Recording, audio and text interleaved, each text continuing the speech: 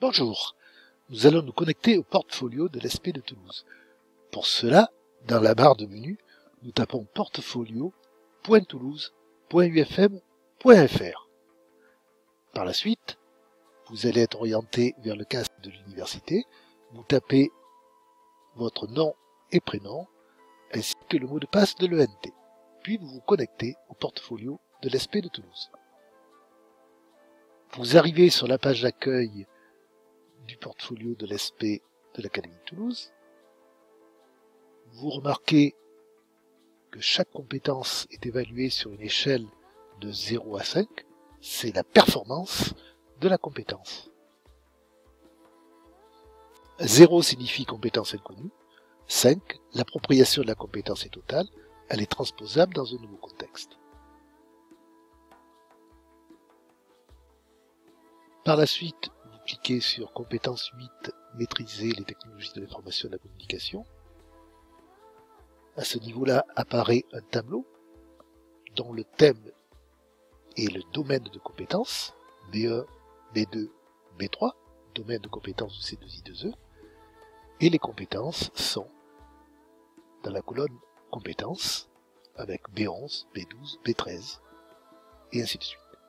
Puis une colonne évaluation au niveau de l'étudiant, de l'enseignant et du tuteur pédagogique. Chaque étudiant doit expliciter les raisons pour lesquelles il pense à avoir atteint la compétence. Pour cela, vous cliquez sur l'icône associée à la compétence, par exemple ici B11, s'ouvre à ce moment-là une autre fenêtre, c'est-à-dire une pop-up. Pour cela, il faut que les pop-up soient autorisés sur votre navigateur, et vous inscrivez les raisons pour lesquelles vous pensez avoir atteint la compétence. J'ai précisé ainsi les raisons, en disant que j'ai produit, j'ai partagé les ressources lors de ma formation dans le cadre de l'UE 87. J'ai travaillé avec Zoé, Alexandre et Stéphanie à mode de partage sur un Google Slide, dont voici l'adresse. Vous pouvez tout simplement donner cette adresse-là en faisant un lien. Donc pour cette raison, c'est relativement simple. Vous copiez le lien, c'est-à-dire vous surlignez cette partie-là, vous appuyez sur lien, vous collez le lien, vous dites que le lien doit s'ouvrir dans une autre fenêtre, et vous validez ainsi cette adresse. Vous pouvez tout aussi donner l'adresse complète et vous enregistrez vos remarques. Ces remarques apparaissent au bas de la page.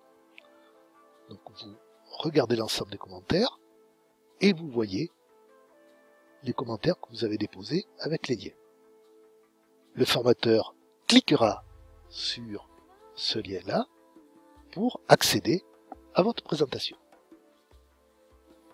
Il aura ainsi tous les éléments pour vérifier que vous avez atteint ou pas la compétence. D'autre part, vous devez vous auto-évaluer, c'est-à-dire que vous pouvez donner le niveau ou la performance de cette compétence-là.